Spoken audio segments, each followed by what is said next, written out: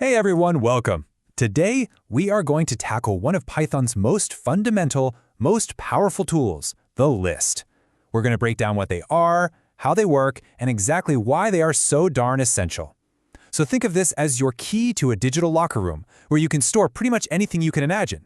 So let's just start with a problem. I mean, think about it. You've got 1,000 player names for your game, or maybe 1,000,000 high scores, or even just your grocery list. How in the world do you store all of that without creating a separate variable for every single item? Well, the answer is a concept called a collection. And here's the game plan for today. First, we'll get the big picture with what I call Python's digital lockers. Then, we'll get our hands dirty creating and accessing lists. After that, we hit the really crucial part, the mutability mindbender. Then we'll take a quick tour of the most useful list methods, and finally, wrap up with some really elegant ways to work with your data. Let's dive right in. Okay, first up, Python's digital lockers. You see, before we can really zoom in on lists, we need to understand the family they belong to, and that family is called collections. Our whole analogy for today is going to revolve around this idea of a digital locker. Now, Python gives you 4 main kinds of collections, and they each play by different rules. You've got tuples, which are ordered, but you can't change them. Sets, which are changeable but have no order. Dictionaries, which use key-value pairs.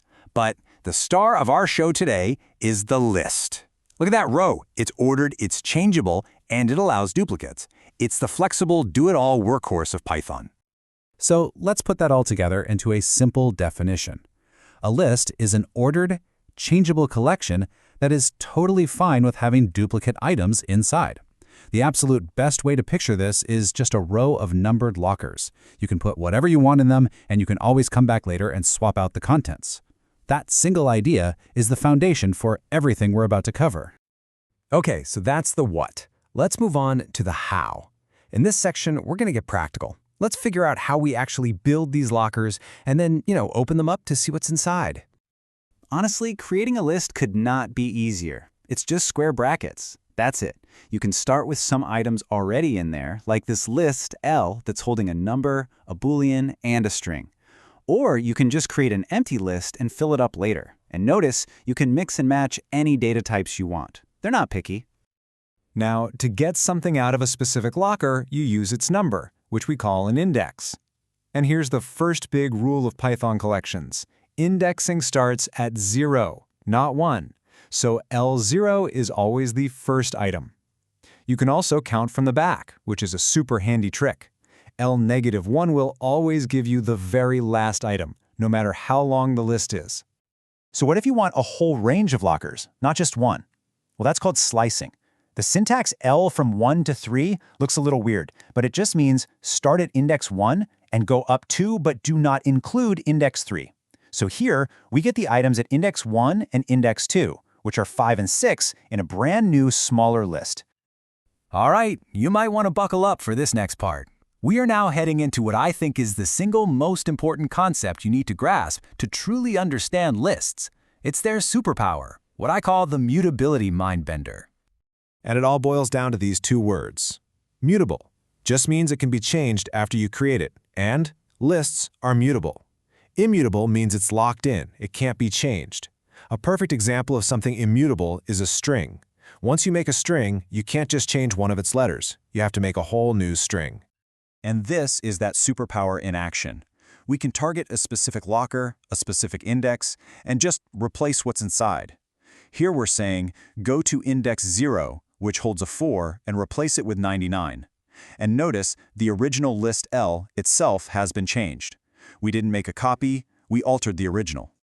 Okay, because lists are mutable, this leads to a super important and kind of tricky situation.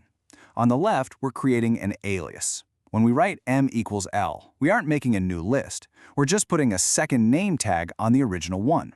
It's like one locker with 2 keys. If you change the contents using key M, key L will find that same change. But on the right, we make a copy using that slicing trick, L:. Now we have 2 completely separate, identical lockers. Changing one has absolutely no effect on the other. Now we can actually prove this difference in our code. The double equals operator equals just checks if the values inside are the same. In both cases, they are, so it returns true. But the is operator is different. It checks if they are the exact same object in the computer's memory. For an alias, they are, so is true. For a copy, they're two different objects, so is false. Getting this difference will save you from so many headaches down the road. All right, now that we've got the theory of how lists behave, let's look at all the cool stuff we can actually do with them. Think of these list methods as your toolkit for organizing and managing everything inside your lockers. When it comes to adding things, you've got three main tools. Append is your go-to, your bread and butter. It just sticks one new item on the very end. If you have a whole other list you want to tack on, you use .extend. And if you need to be precise, to put an item at a very specific spot, that's what .insert is for. Now, for taking things out, you have two main choices. .remove looks for an item based on its value. It'll find the first one that matches and take it out. But be careful, if it can't find it, your program will crash. The other option is .pop, which removes an item by its position, its index. And the really cool thing about .pop is that it actually gives you back the item it removed so you can use it for something else. Let's bring it all back to mutability one more time with sorting, because this is a classic trap that gets everybody. The function sorted L is non-mutating. It hands you back a brand new, sorted copy and leaves your original list completely alone. The method L.sort, on the other hand, is mutating. It shuffles the items around inside your original list, and because it changes the list in place, it doesn't return anything. A super common bug is to write new list equals L.sort, and then wonder why new list is empty. Okay, for our final section, we're going to level up. We're going to look at some elegant and really powerful ways to work with all the items in your list at once.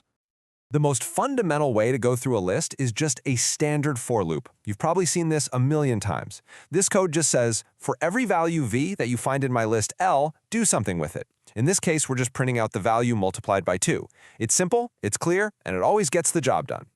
But now let's look at a more advanced and very Pythonic way to do this, a list comprehension. It looks a little weird at first, I know, but it's really just a for loop squished into one line to create a new list. You start with the loop part, for v in L. Then you put what you want to do with each item, the expression, at the very beginning. So here, v times v. And just like that, you've built a whole new list in one clean, readable shot. And that's really what it's all about. It's just a super handy, concise way to create new lists based on old ones. It's often faster than a regular loop, and once you get used to reading them, it can make your code much clearer. So we've seen that the real superpower of lists is that they are changeable, they're mutable. But that leaves us with one final, really important question to think about. If being changeable is so great, why does Python even have things like tuples, which are unchangeable? When would you ever want to purposely lock your data down so it can't be modified? That's something to chew on as you continue your journey with Python.